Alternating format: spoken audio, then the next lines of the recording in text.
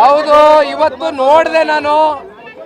ಪಾಪ ನಮ್ಮ ಬಿಡದಿ ಭಾಗದಲ್ಲಿ GBIT greater Bengaluru integrated township project ಮಾಡಕ್ಕೆ ಹೊರಟಿದಾರಲ್ಲ, ಇಷ್ಟೆಲ್ಲ ಮೊನ್ನೆ ಕುಮಾರಣ್ಣ ಅವರು ಕೂತ್ಕೊಂಡು ಪ್ರೆಸ್ ಅಡ್ರೆಸ್ ಮಾಡಿ, ದೇವೇಗೌಡರು ಸಾಹೇಬರು ಪ್ರೆಸ್ ಅಡ್ರೆಸ್ ಮಾಡಿದ ಮೇಲೆ ಒಳಗಡೆ ಈಗ ತಳಮಳ ಶುರುವಾಗಿ ಇವತ್ತು ಒಂದು 30 ಜನವೋ 40 ಜನವೋ ರೈತ ಮುಖಂಡರು ಅಂತ ಕರೆಸಿದ್ರಲ್ಲ ಸರ್.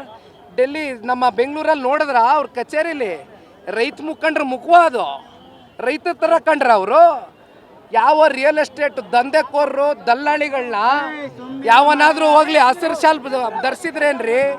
ರೈತರ ಥರ ಇದ್ರೇನ್ರಿ ಅವರು?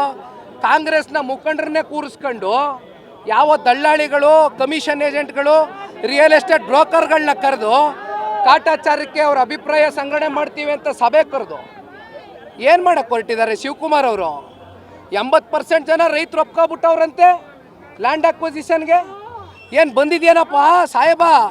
ಮೈಕೈ ಒದರ್ಕೊಂಡು ಕೆಳಗಡೆ ಇಳಿದು ಬಾ. ಸಣ್ಣ ರೈತರ ಕತೆ ಏನಾಗಿದೆ?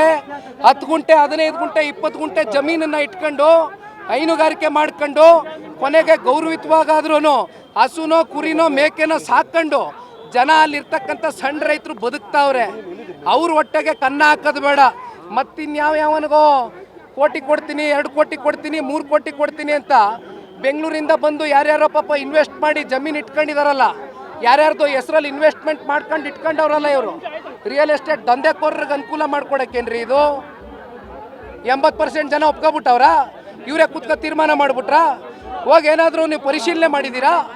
ಅಧಿಕಾರಿಗಳೇನಾದರೂ ಹೋಗಿ ಆ ಹಳ್ಳಿಗಳಲ್ಲಿ ಏನಾದರೂ ಸಭೆಗಳು ಕಂಡಕ್ಟ್ ಮಾಡಿದಾರಾ? ರೈತರನ್ನ ಭೇಟಿ ಮಾಡಿದ್ದೀರಾ? ನಿಜವಾದ ರೈತರನ್ನ? ಸಣ್ಣ ರೈತರ ಸಂಕಷ್ಟ ಗೊತ್ತಿದೆಯಾ ಅವ್ರಿಗೆ? ಈ ದುರಾಂಕಾರದ ಮಾತು, ದರ್ಪದ ಮಾತುಗಳು ಭಾಳ ದಿನ ನಡೆಯೋದಿಲ್ಲ. ಮಿಸ್ಟರ್ DK ಶಿವಕುಮಾರ್ ಸಾಹೇಬ ಅರ್ಥ ಮಾಡ್ಕೊಳ್ಬೇಕು. ನನ್ನ ಸ್ಟೇಟಸ್ ಬಗ್ಗೆ ಪ್ರಶ್ನೆ ಮಾಡ್ತಕ್ಕಂಥದ್ದು ಬೇಡ. ಅಧಿಕಾರ ಯಾವನಿಗೂ ಶಾಶ್ವತ ಅಲ್ಲ. 28ಕ್ಕೆ ಮಾಜಿ ಆಗ್ತಾರೆ ಮಿಸ್ಟರ್ DK ಶಿವಕುಮಾರ್, ತಲೆಯಲ್ಲಿ ಅರಿವಿರಲಿ.